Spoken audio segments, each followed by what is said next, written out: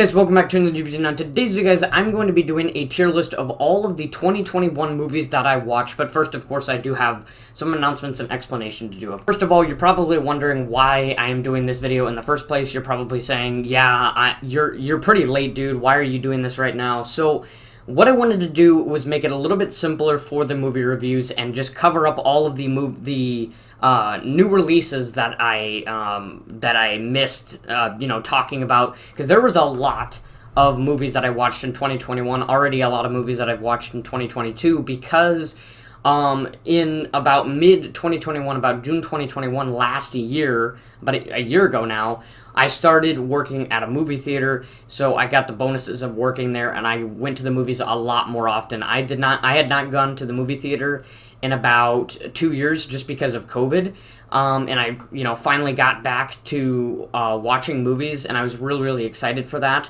and I finally got caught up with everything, and that's why I started watching movies just about at the same pace as I did, before COVID and all of that stuff.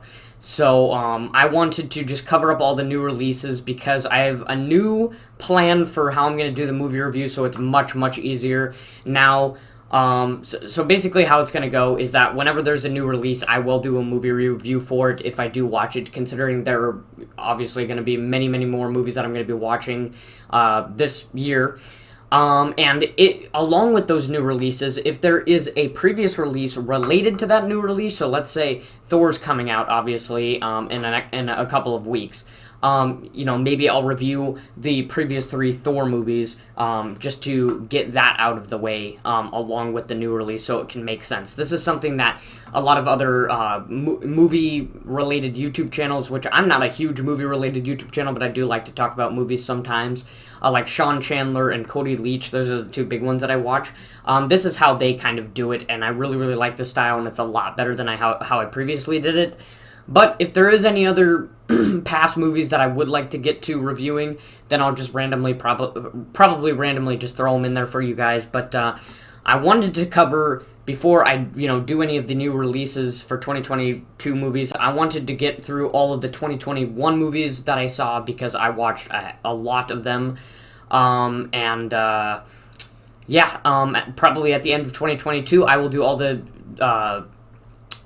movies that I watched in 2022 as well. Now, for 2021, it's definitely going to be a lot shorter than 2022 because I didn't really start watching movies until halfway through 2021 just because of COVID, not going to the theater or whatever, up until then.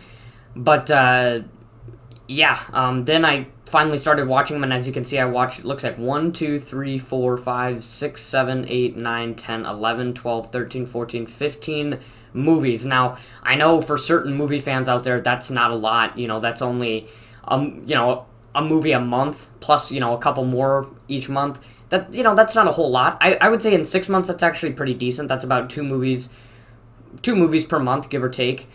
So I wouldn't say that's terrible, but obviously look at all the movies that I didn't see and everything like that. But trying not to get sidetracked here. I am also, alongside of this, working on the updated killer tier list, which I am already halfway through the recording, and then once I've done recording, hopefully the editing won't take too long. I'm definitely going to have to go back quite a bit and, erase all the mistakes and everything that I made in there, but hopefully I'll get that out as quick as possible. This one will probably be out before that, just because there's a lot less to do for this one, and I'm not really as worried about messing up for this one as I am with the DVD killer tier list. But other than that, make sure you stay tuned for future live streams. I posted something on the community post about the live streams and everything like that.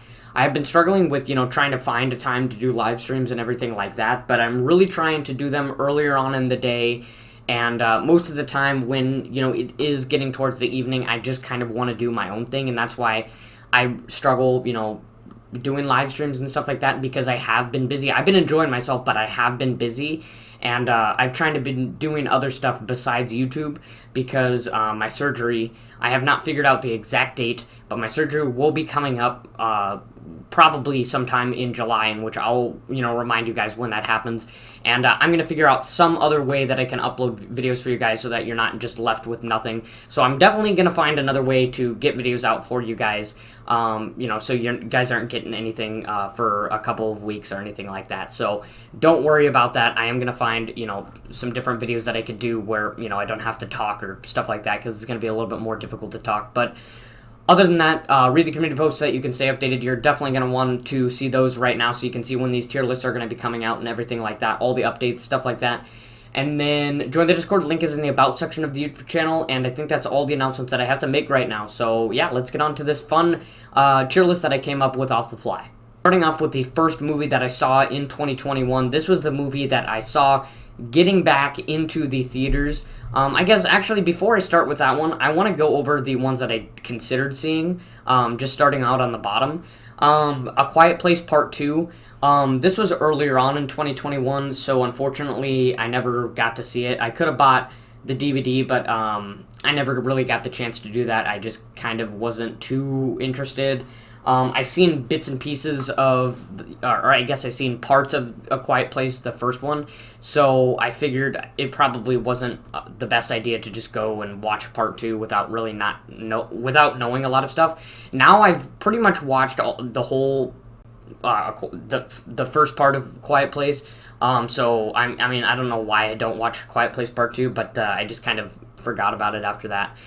Old. I did consider seeing Old as well, but then I heard of all of the negative reviews and negative stuff about it, and I trusted what they said, and yeah, this movie, I watched a couple scenes from it, and it just looked terrible, so I'm happy I stayed away from that.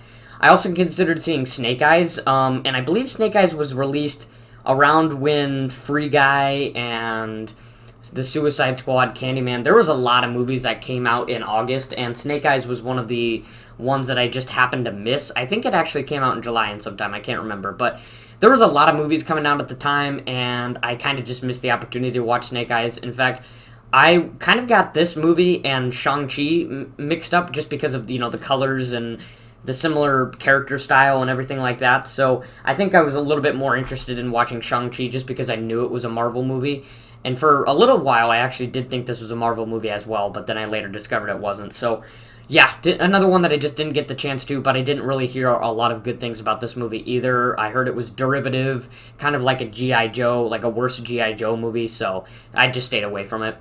Then there was Jungle Cruise. Jungle Cruise, I, for a while, considered watching just because while I was working at the theater, which I obviously still am, this movie was in the theater for a good 3 months, which, if you don't know, if you don't work at a movie theater, most movies nowadays, at least it felt like before, movies used to stay in theaters for 3 months, a good 3 months, and then they would be taken out. But now, it seems like, especially if a movie doesn't sell too well, they'll take it out right away, unless it's a bigger theater and, they have plenty of theaters to use. Nowadays, it seems like, even good movies, they'll stay in the theater for about a good month and a half, 2 months, then they'll leave, and then sometimes they'll come back for a fan favorite showing. But Jungle Cruise was in the theater for a good 3 months. It did pretty successful, and for the longest time I was like, should I go see this? And then I kind of just hesitated and ended up not seeing it because I wanted to watch some other stuff. Just another one of those movies that I kind of just pushed to the side. Next up is Dune, which I heard a lot of interesting stuff about it. I thought it kind of reminded me of a bit of like a Star Wars kind of thing. I know it's probably not completely, Star Wars related or anything like that, but for that reason, for seeming like it would be kind of like a Star Wars style movie, I kind of did want to see it, so, but eventually I just pushed it to the side because, I just didn't really want to sit through a 3-hour long movie. I believe this movie was close to 3 hours, without, knowing if I would enjoy it or not, because I know it was based off of a book, so I, really had no expectations, never knew what the books were about, anything like that. And then there was Ron Goes Wrong, which I did contemplate watching for a while, just to see what it was like. There was a lot of people going to watch it, a lot of kids and stuff like that, so I was like, okay, maybe I could go watch it by myself, see how it is, but another one that I just pushed to the side. This was the one that I really, really, really wanted to see, but unfortunately never got the chance to because it snuck out of theaters before I could see it. But I will tell you, I definitely was going to see this movie. Now, I'm definitely not going to see it just because I'm not going to buy the DVD to watch a movie that, again, I might not like, and I did not hear a lot of good things about this movie. Antlers. I did want to see a horror movie in October, along with, another horror movie after watching Halloween Kills, and that was Antlers. Antlers was the only one that, kind of, other horror movie that really came out in October, I believe. And I really wanted to see another horror movie, but it snuck out of the theaters before I got the chance to see it, so never got the opportunity for that. And then these two movies, I really couldn't just... These ones I couldn't see just because I didn't have the streaming services to watch them on. Home Sweet Home Alone and Diary of a Wimpy Kid, the cartoon version or whatever. These two I really just couldn't see because I didn't have the streaming... How do you want to say it? The streaming service. But if it didn't only go on streaming services, I probably would have watched these two movies in theaters, but again, these two movies, didn't hear anything good about them, but I would have just watched them just to see what they were like, because I'm a big fan of the Home Alone franchise, big fan of the Diary of a Wimpy Kid franchise, as you guys definitely know. Just didn't have the streaming services, so I didn't get the opportunity to see those. And then Sing 2. I had already watched the first Sing. I wasn't a really big fan of it, so I was like, well, should I watch Sing 2? And then I kind of just didn't worry about it, so I ended up not going to that one. And I think that was it. I'm just kind of skimming through all the movies that I didn't watch and seeing if there was any other ones that I did consider watching. Honestly, if I had gone to the movie theaters earlier, I probably would have ended up watching Godzilla vs. Kong at some point. Even though I've never watched any Godzilla or Kong movie. Mortal Kombat sounded pretty nice. I probably would have wanted to see that. I did contemplate watching The Green Knight and The Last Duel. These movies look pretty cool to me, but again, I wasn't sure if I would enjoy that kind of style of movie, the kind of medieval fighting kind of thing. I think that's really all I could think of. I'm going to take these two out just because... I only put them up there just for an example, but if I knew about these earlier, I probably would have gone to see them. So I think that's really it for the ones I considered seeing and the ones that I didn't see. So let's get on to the ones that I did actually see, on to the good part of this. Got sidetracked there for a little bit because I completely forgot about this section. Spiral. This was the first movie that I saw coming back to the theaters for a while. I think the last movie that I had saw in theaters before this movie was, I believe it was The Invisible Man, and that was like the beginning of 2022. And then, didn't see a movie in theaters until Spiral came out, and I was really, really excited to see this movie. It was supposed to come out in 2020. Obviously, got delayed. A lot of movies got delayed because of the... COVID and everything like that. So I was really, really excited to watch this movie because I knew it was a Saw spinoff. And overall, I was satisfied with this movie. I did hear, a lot of mixed feelings about this movie and stuff like that. But overall, I was pretty satisfied with this movie. I am going to put it up in the A tier. I probably should do an updated Saw ranking here pretty soon because I haven't done one in a year. And obviously, we've got the new Saw spinoff to add to it, and there's definitely a lot of things that I would change with the ranking. But Spiral, I don't know about other people, but I honestly did enjoy this movie. I thought the traps were pretty good for what they were. They weren't too focused on the gore this time around. They definitely lowered down the number of traps, but the ones that they did have were pretty cool, and I did enjoy seeing them. And then I did like the different plot that kind of turned it into a different direction. Instead of creating traps for, criminals, they created traps for dirty cops and stuff like that, so they kind of changed it into a different direction for the spinoff, and I really, really did like that. Overall, I really do like this spinoff. It kind of takes the franchise into a different direction instead of just being a spinoff that just separates from the main plot and just does the exact same thing that all the other ones would do. Kind of like how Jigsaw tried to do. It basically was the same thing as all, had the same formula as all the other Saw sequels, but it seemed like they tried to do something different. With Spiral, they definitely did do something different. They changed the reason for doing the traps. Obviously, John Kramer was not involved in this movie at all. We eventually learn who the killer is and stuff like that, which I will admit was somewhat predictable. This movie, I was like keen on trying to figure out who the killer was, and by the end of it, I wasn't really too surprised. I was like, yeah, this kind of makes sense. His partner would turn on him. That kind of does make sense to me. But overall, I did enjoy this movie. Chris Rock brought a lot of good humor to this movie that I think was fine. It never really ruined anything. I liked Samuel L. Jackson being in this movie as well. He added some great charm as well. So overall, I did enjoy Spiral, and I heard a lot of mixed feelings about this movie, but overall, I was pretty satisfied and didn't really have any issues with it. Next up is F9, and F9, I did enjoy. I did thoroughly enjoy this movie, as most of the Fast and Furious movies, but I can't say that it was a good movie, so I'm going to put it in the C tier. I did enjoy it, but its plot, and some of the just wacky, impossible things that these newer Fast and Furious installments have.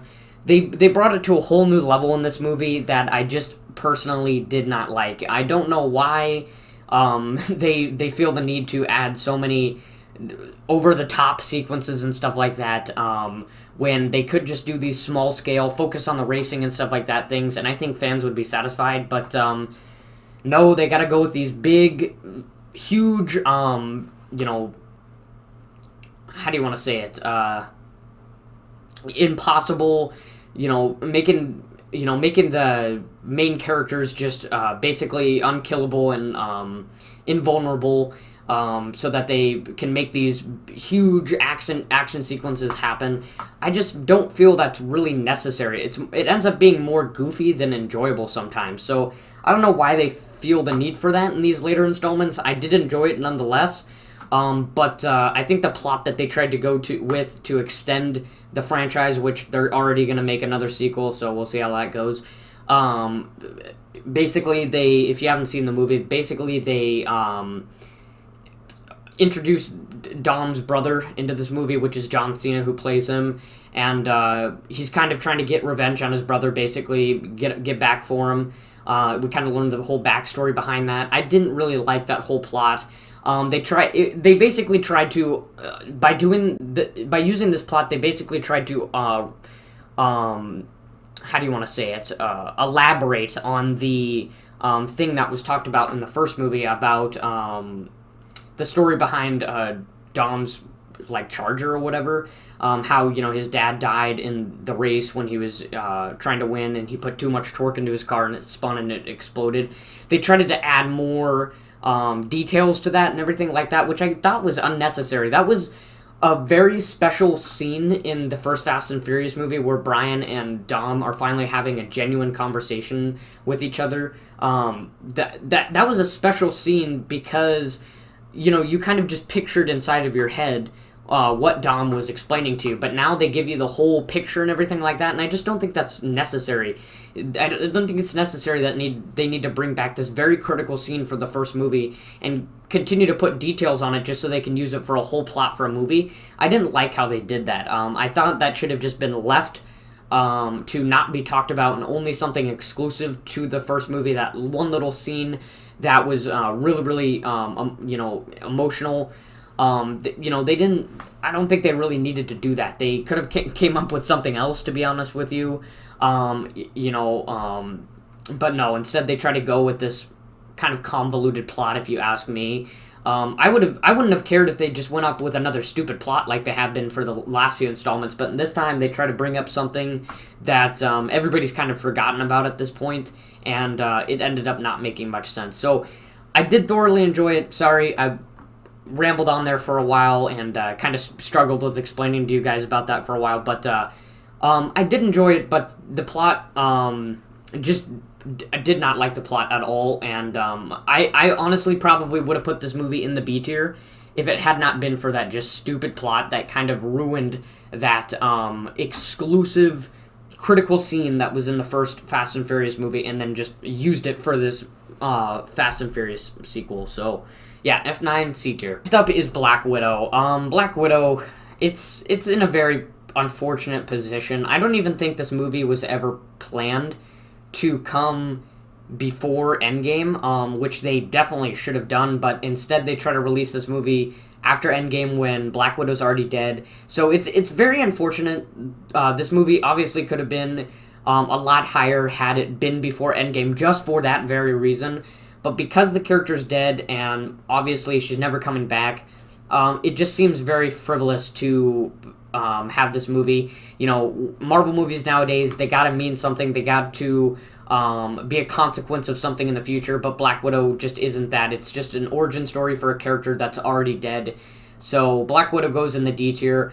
Overall, you know, disregarding, even if you wanted to completely disregard for the kind of unfair and unfortunate reality that it came after Endgame, after Black Widow died, and, you know, that's just, it's guaranteed that it's going to be, you know, a downgrade for that reason. Even if you disregard that, I really would probably still keep it in the C tier or in the D tier, because even then, I didn't really enjoy this movie. The only thing that it did was hint at the new show for Marvel, Hawkeye, which I never watched, by the way. But I thought when I watched the end credit scene that this was actually going to come into a movie, but it turns out it was just for the show, so I was kind of disappointed in that.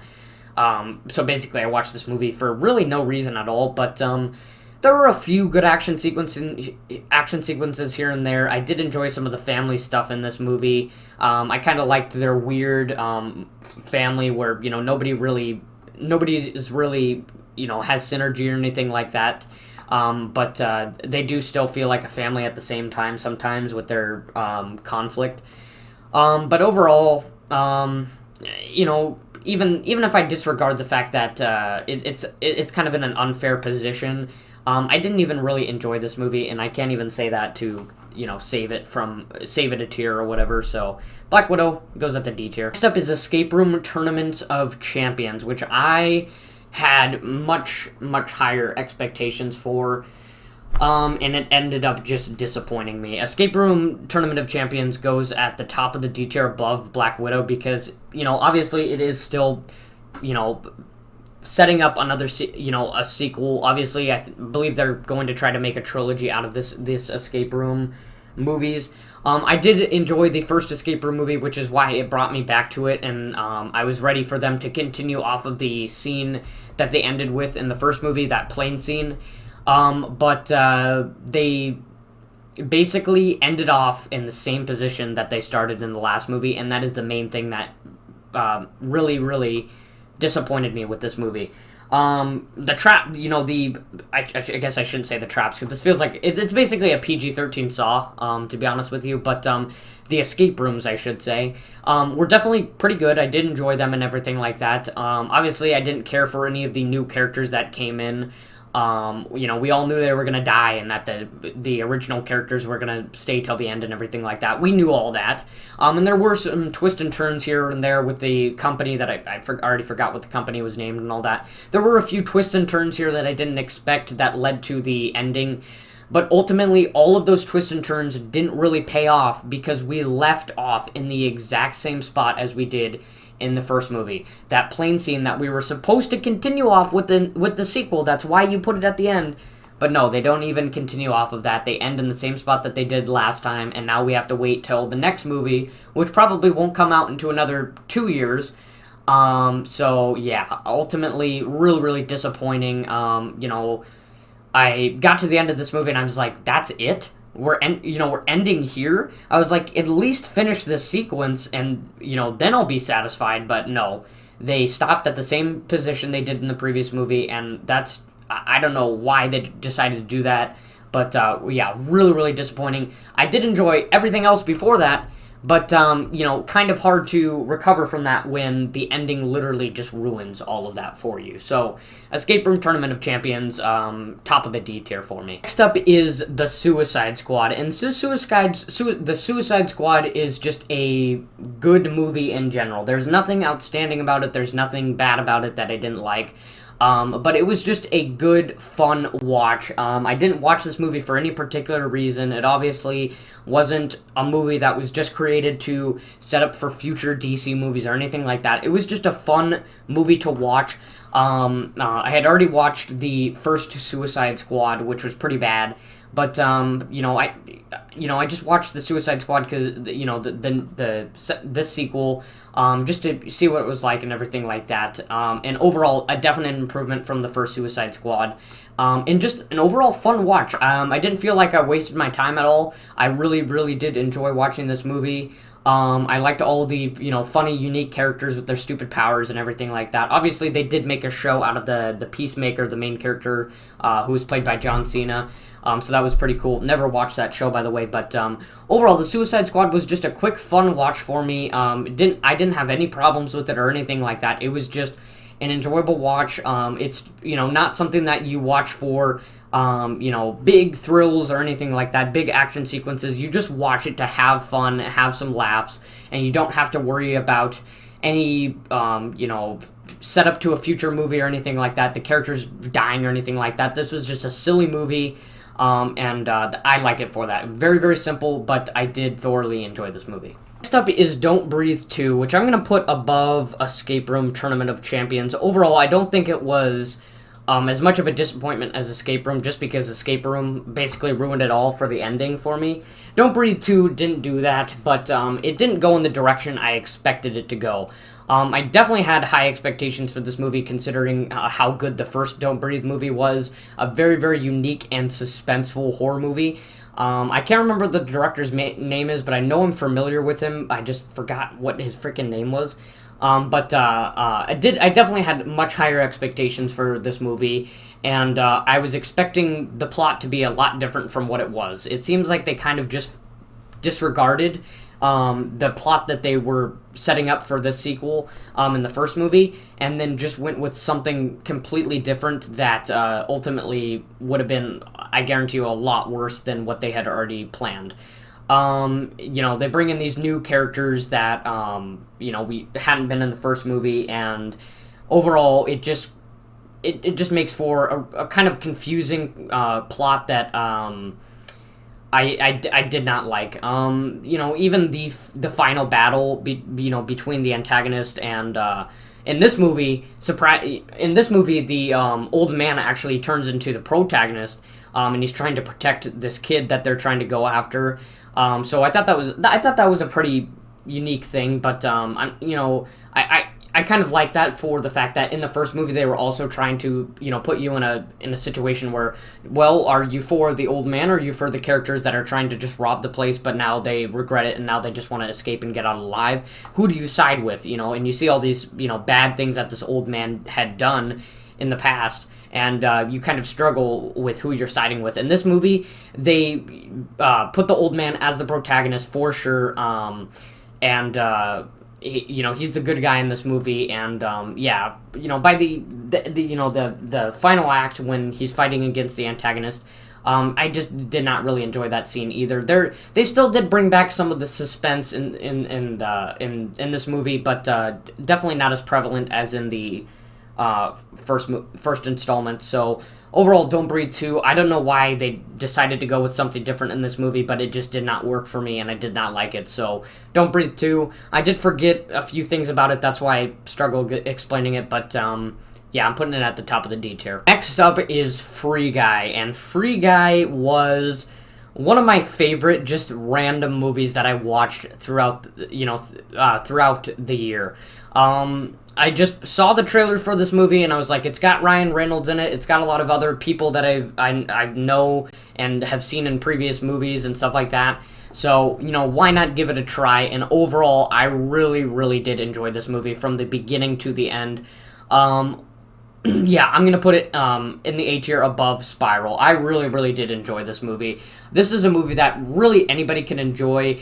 Even parents that, may not understand gaming as much, I think would still enjoy the charm and, charisma of Ryan Reynolds in this movie. It even has a few Marvel references as well towards the ending, so overall, I really did enjoy this movie. They include some, famous Twitch streamers that got to go in this movie. There's a lot of gaming stuff and stuff like that in this movie that I really really like. And overall, I didn't expect this movie to necessarily be emotional or deliver a certain message. I just thought it would be kind of a fun, how do you want to say it? A fun action pumped movie, but it turned out to actually be emotional at some points and actually delivered a pretty interesting lesson as well. And I did not expect that from this movie. It was an unexpected bonus, honestly. So, for that reason, if it weren't for that reason, I would probably put it at the top of the B tier just because it was a fun, enjoyable watch. But this movie honestly did more than that. It was really, really enjoyable and gave me some unexpected bonuses for that. So for that reason, I put it at the top of the A tier. Definitely one of my favorite watches for 2021, and a movie that I did not expect to be as good as it was. I did think I would enjoy it, but I didn't think it was going to be to this certain level where it went even beyond what I expected. So Free Guy goes at the top of the A tier. Next up is Candyman, or The Candyman, or whatever it was called. I believe it was just called Candyman. Candyman I'm going to be putting I think I'm going to put it above F9. Overall, not too fantastic or anything like that. But it did deliver a few good kills and stuff like that, but the plot is nothing to ramble about. I didn't enjoy the plot. I thought it was a little bit too preachy, a little bit too outspoken and everything like that, and I didn't really appreciate them just kind of shouting stuff at me throughout the movie, which I know what Candyman's about. I know what it's supposed to deliver. It's, Candyman, the original Candyman is inherently political. All of the Candymans are going to be political for that reason because of just, what happened to Candyman, the story behind him and everything like that. I get that. But this movie it kind of just preached at you instead of actually showing you stuff. It should have, stopped talking and showed more instead of just preaching at you throughout the movie. So, the plot was nothing to ramble about or anything like that, but it did deliver some really good kills. And I did like the return of Tony Todd as Candyman and, part of this movie, but obviously the main character eventually does become Candyman. So, overall, did enjoy this movie. I can't say, I hated it or anything like that, and it was just awful to watch or anything like that. I did enjoy it. There was some good kills in here and stuff like that, but I just thought it was a little bit too outspoken, a little bit too broad at some points. So Candyman goes at the C tier. Next up is Shang-Chi, and much like the Suicide Squad, this was just a solid watch. I'm gonna put it above the Suicide Squad, so just because the Suicide Squad, just because it had a little bit more to offer. Obviously, it wasn't just a movie you just watched to enjoy. Not only was this movie enjoyable, and I think one of the better Marvel origin stories out there, this movie also. Unlike the Suicide Squad, obviously set up for future Marvel movies, so that's really the only reason it went above. Also, I did enjoy it a little bit more than the Suicide Squad, just because I like the tone of Marvel movies a little bit more than DC movies in some cases. So, overall, Shang-Chi, a very, very solid Marvel origin story. Not much complaints about it.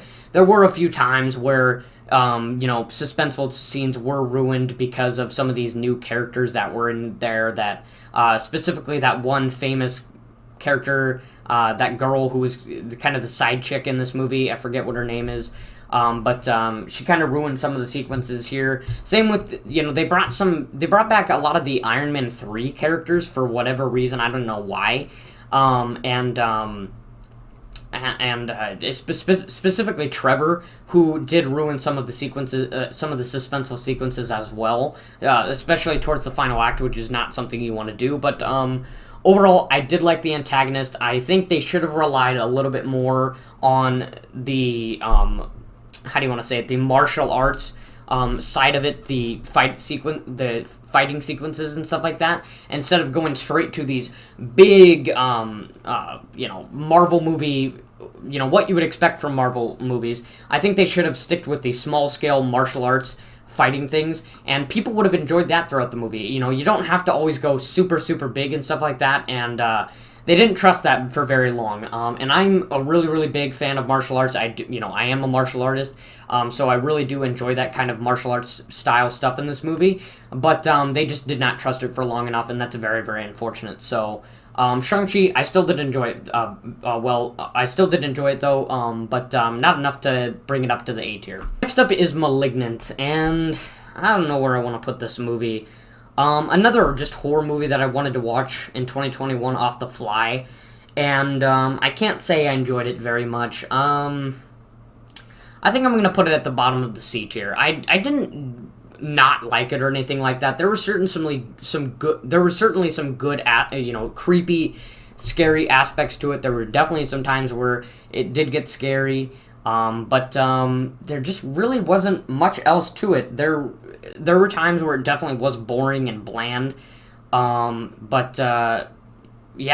Just a pretty average horror movie. Not much to offer. Not much else to say.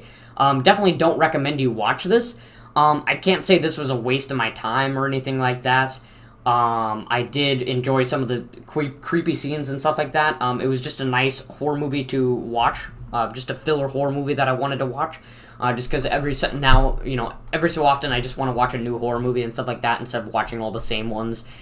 And *Malignant*, I didn't despise or anything. It was just very mediocre. Not a lot to offer. A few creepy scenes here and there, especially towards the final act, where the main character just is basically possessed by the demon or whatever, and she's like got these weird mannerisms and everything. I thought that was pretty creepy, but overall, not much to offer, not much to say either. So *Malignant* goes at the C tier. Next up is *Venom: Let There Be Carnage*, which I'm gonna put at the C tier above *Candyman*. Overall, the only issue that I had, I guess the only two issues that I had with this movie was there wasn't enough carnage. And the movie was too short. An hour and a half is just not long enough for Marvel movies nowadays, especially if you want to introduce a new character like Carnage, and you promise the audience that you're going to show this gore and carnage, but they just didn't really show enough of that with the short amount of time that they had. I think even if they extended the time to 2 hours or a little bit over 2 hours, I think then I probably would have put it in the B tier, but I still would have had one more thing to complain about. And it's just the fact that Marvel movies, they never want to go above the PG-13 rating because they want to get more of an opportunity to gross more money, because obviously if they get the rated R rating, it's harder for some audiences to get into the movie because a lot of kids just go into Marvel movies by themselves or in a group, and if it's a rated R movie, obviously they're not going to be able to do that. So obviously they just chose to stick with a PG-13 rating just so that they could make more money off of this movie, which I kind of understand. But if you're going to introduce a character like Carnage, I just think they should have gone with the rated R and just went all out with the Carnage in this movie. It's not even an MCU movie, it's just a regular Marvel movie that's out of the MCU universe. So I would have been totally fine if they bumped it up to a rated R movie and delivered more carnage that was kind of promised to us, but they just didn't do that. They kind of missed out on the opportunity. This movie was underwhelming. That's the one word I would use to describe it. The main word I would use to describe it is just underwhelming. It just simply was not long enough. By the end of it, I was like, it's already over. Because I'm just used to Marvel movies being a little bit longer. Not the longest set of movies that I've ever seen, but definitely longer than an hour and a half. They just did not deliver enough carnage. I watched the final battle sequence and I was like, this doesn't feel like a final battle sequence. And then I realized, oh, so Carnage is dead already and the movie's over. Wow, that was quick. So, yeah, honestly, a little bit underwhelming, but nothing terrible. I did enjoy the hour and a half that I had. At least, I guess at least it wasn't 2.5 hours long, and we didn't even get much of the carnage just because it had to keep a PG-13 rating. So I don't know. I'll give it that. But yeah, Venom: Let There Be Carnage, C tier. Next up is Halloween Kills. Okay, so you guys all know I'm a huge fan of the Halloween franchise, and you did watch my Halloween ranking. And overall, I was not too big of a fan of this movie. I'm going to be putting it in between Candyman and Venom. Overall, very, very disappointing. Obviously, we had to wait 3 years for this movie to come out. It was supposed to come out, I believe it was at first supposed to come out in 2019. Then they delayed it. Then they delayed it again because of COVID, and then we had to wait. So we finally got our date in 2021 because I believe Halloween Ends was actually supposed to come out either 2021 or 2020. I think it was the first Halloween obviously came out in 2018, and then I think Halloween Kills was supposed to come out in 2020. Obviously, it was delayed because of COVID, and then Halloween Ends was supposed to come out in 2021. But now that schedule has changed, and Halloween Ends is coming out this year instead. But overall, for the wait that we had, and we would have originally had just a 2-year wait, which still I think they could have done a better job at building it up and everything like that. For the wait that we had and this, all the trailers that came out, Evil Dies Tonight and all this kind of stuff, it just really did not pay off. It didn't feel like we got anywhere further than we did from the first one. It just didn't feel like this movie had really any purpose other than bringing back all the original characters, only for them to be all killed off, and then set it up for the last part of the trilogy. I think, honestly, they could have just done 2 movies, and that's all they needed. They didn't need this trilogy, or they could have figured out something else with Halloween Kills, because for what it was, it just was not worth it. It just felt like a filler movie for this trilogy, so hopefully they don't disappoint me with Halloween Ends. There were also a lot of just cringy dialogue in this movie where they try to make it seem like this is a inspirational, influential blockbuster movie with some of their dialogue in this, and it ends up just not hitting the right notes. I did not like that. Also, just the misleading Evil Dies Tonight, when obviously we have known that a sequel is going to come out for many years now, for Halloween Ends. It had been announced for a couple years now, so don't shout at us Evil Dies Tonight when we know that's not the freaking case. Also, there was just a lot of stupid, characters in this movie. A lot of don't get me wrong, the kills were pretty good. That's, the only reason why I put it in the C tier is just because the kills were good. I did like Myers. James Jude Courtney did another amazing performance. Everything outside of that was either mediocre or just bad. And some of the characters were just stupid. They were throwaway characters. Even the OG legacy characters that all these legacy characters that we brought back to the movie, which I don't think they needed to do, by the way, because the legacy characters, we liked them in that original movie because of how they were and the age that they were in that movie. But now that they're all grown up and everything, it just does not hit the same. So I didn't even think that was necessary. I would have been perfectly okay if they didn't introduce any new legacy characters. I felt like that was something that they should have just kept with the first one. But instead they tried to shove them all into this one and then throw them away immediately. So overall, there were some stupid, nonsensical kills in this movie, but at least they were pretty enjoyable and stuff like that, especially when he takes out the whole group of firefighters. I definitely loved that. Even though how stupid that retcon was. Other than that, I don't think there's anything else to say. You guys have already heard my thoughts on Halloween Kills. That's pretty much all I have to say, so yeah. Next up is Eternals. Oh boy. I don't know if I want to put it above or below Black Widow. I suppose I'll put it above Black Widow just because it at least had some sort of a purpose for Phase 4, unlike Black Widow did, but other than that, everything else about this movie was just boring, bland, too many characters, too confusing. It didn't seem like they were going in a clear direction with the plot in this movie. I wasn't even sure who the villain was in this movie. I was like, so wait, why are they fighting? What are they doing? I was so confused because there's so many characters. This movie was very boring. I hate how this was one of the longer Marvel movies that was over 2.5 hours long. Just why did the worst ones have to be so long? Overall, the only thing that I liked about this movie was the fact that it kind of got me excited for the whole Celestials and everything for Phase 4, which it doesn't even seem like that's the direction they're trying to go for Phase 4 now, because now obviously we have Doctor Strange Multiverse of Madness, and that seems to be the huge problem for Phase 4. I mean, you can see how it's affected all of these other Marvel movies, how the breaking of the multiverse has affected all these other movies. So, overall, Eternals, just really boring, bland, confusing, too many characters. Did not like it. And yeah, Eternals D tier. Next up is Ghostbusters Afterlife, which I did not get the chance to see until actually the beginning of 2022. So luckily I got to it while it was still out. But I did get to it a little bit late. And I don't think there was anything else I was gonna say there. Ghostbusters Afterlife, I'm gonna put it in the B tier. Do I want to put? I'll put it in between Shang-Chi and the Suicide Squad. Overall, I think this movie was kind of over-exaggerated a little bit with how good it was and stuff like that. They were like, oh, this is an amazing sequel. It was a great redemption for the female Ghostbusters movie that turned out to be really, really crap. But overall, I didn't really like this movie too much. I was excited for it. Don't get me wrong, I was excited for it when I saw the trailer for it before it got delayed, obviously, because of COVID.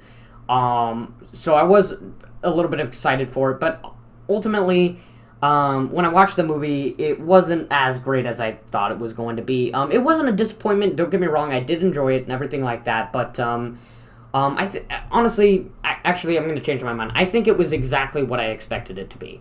I didn't go to watch this movie because all the characters were going to come back and everything like that. That had already been done so many times. 2021 had so many movies where they brought back the original characters and everything like that, that by now I just kind of got bored of that whole thing. So I didn't really care that the original characters were coming back or anything like that.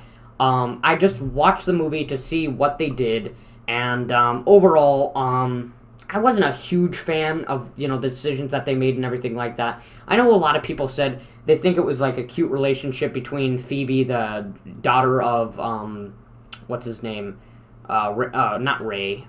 I already forget what the other dude's name is. The guy, Harold Ramis. I know the actor's name, but I forget what his name is in the movie. Harold Ramis, the guy who died and they paid tribute to in this movie. The daughter of, his movie character in this movie. Some people were saying that was like a cute relationship and everything like that. Personally, I didn't really find Phoebe all too funny. Not really a fan of the actor or anything like that. Personally, I kind of liked the Stranger Things older brother guy. Again, forget his name in this movie. I believe it was Trevor, actually. I can't remember. Don't count me on that one. I forgot so many of these names. But I kind of enjoyed his character a little bit more. I thought that was a little bit more interesting, him learning how to drive the car and everything like that and help with the taking out the ghosts and stuff like that. I did the final act, they obviously they tried to go with something a little bit more silly that kind of related to the first Ghostbusters movie. I was totally okay with that. They brought back the Key Master and the Ring Master, whatever they're called. They brought that back. So yeah, overall this movie was exactly what I expected it to be. I didn't expect it to be anything amazing, but I definitely was looking forward to it, years back when the first trailer came out for it and stuff like that, but nothing out of this world. I think a lot of other people would probably have this in the A tier. I wasn't too big of a fan of it, so it goes in the B tier. Next up is Resident Evil: Welcome to Raccoon City. Oh boy, where do I put this one? I think I'm going to put it at the top of the D tier, above Don't Breathe 2. This movie just was really, really rushed. It was really. Just really, really rushed. Too many stuff shoved into one movie. Don't get me wrong, I did enjoy it. I did enjoy it overall, but it was just too much stuff shoved into one movie. And considering they have a sequel planned for this movie, I don't know why they tried to rush everything into this movie. They shoved stuff from Resident Evil 2 and Resident Evil 3 and all these Resident Evil games into this movie and tried to make it all fit. And I just did not like how they did that. I thought this was just going to be a standalone movie and everything like that. Eventually I figured out they are planning for a sequel. And when I figured that out, I was like, well, why did they try to shove all this different stuff from Resident Evil into this game? It seemed very, very unnecessary. So overall, I did not like it for that reason. This movie definitely, if they were going to try to fit all these characters into it, could have been at least half an hour to an hour longer. I would have been totally okay if it was, 2.5 hours long. I was honestly wanting this movie to be a lot longer than it was, because I was enjoying, the zombie killing sequences and everything like that. I did like the final boss and everything like that, which was a final boss that was, I believe, in the Resident Evil 2 game. So I did like how they did that. But overall, really, really rushed movie. Too much things shoved into one movie. And one more thing that I do definitely want to pick on and mention. I did not like Leon's character in this movie. It definitely did not fit what Leon's character was in the video games. So I don't know why they decided to go with Leon being a little bit more stupid and incompetent in this movie.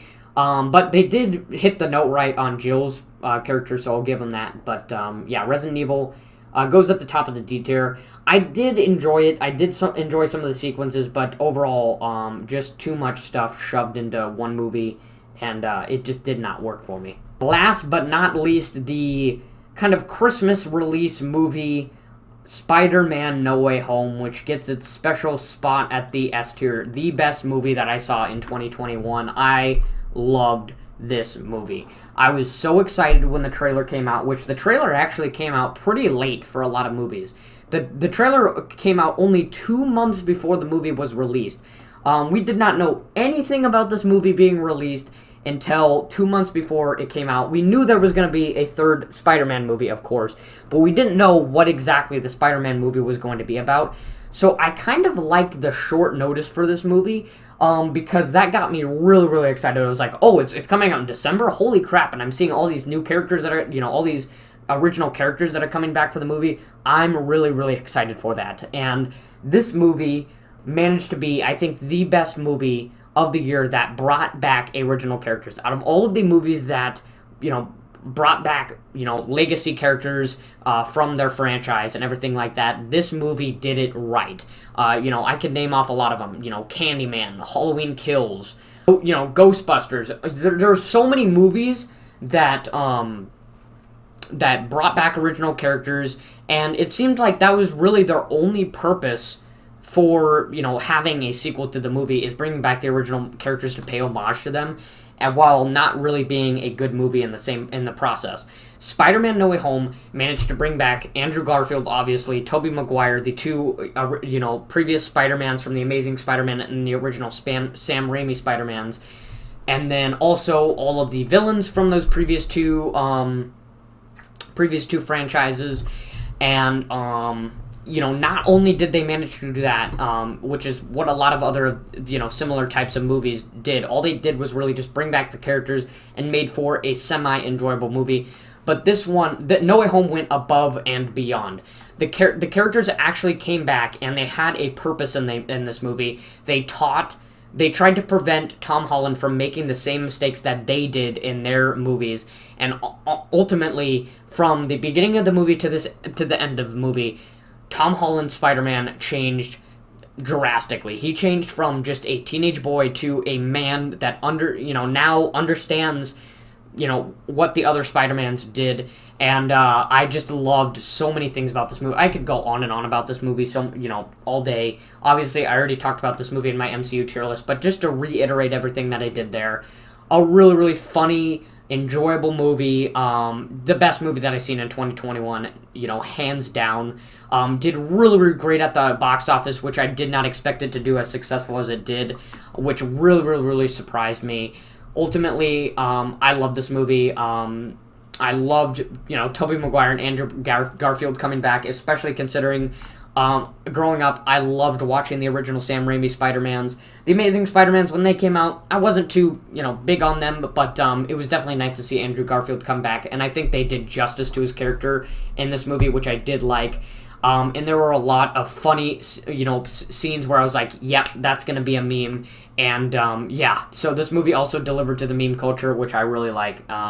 So overall, definitely the best movie that I saw in 2021. And yeah, that's it for the tier list. So hopefully that wasn't too much of a long one. Hopefully I'll get this to be at least under an hour long, once I cut everything out of it and everything like that. But other than that, make sure you stay tuned for the future Dead by Daylight updated killer tier list, and then any potential future live streams if I am in the mood to do those as well.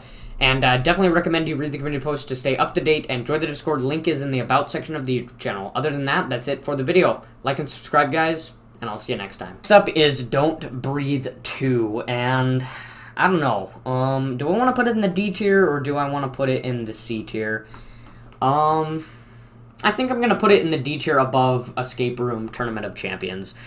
A definite disappointment. The first Don't Breathe was excellent. I forgot who directed the first Don't Breathe, but all I know is that the first Don't Breathe brought a unique thing to the table, this very, very great suspense. And don't get me wrong, some of that suspense did come back into this movie for a few times, not as much as the first movie, and it definitely was not as suspenseful as the first movie.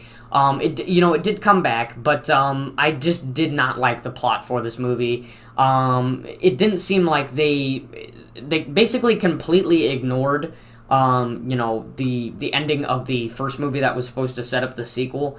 And they just went with something completely different for some reason, and I did not like this new plot at all. Yeah, it was kind of confusing for me. I don't know why they didn't just choose to go along with what they had already set up, and I'm sure what they already had set up, wouldn't be the best thing in the world. I still don't think this movie would be as good as the first one, but it would definitely be better than what we got here, and we got this just kind of mess of a movie. I didn't like, we have an intruder.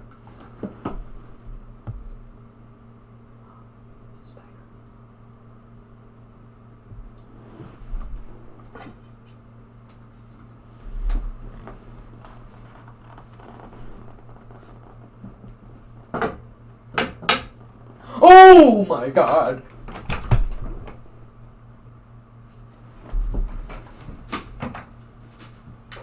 We have an intruder.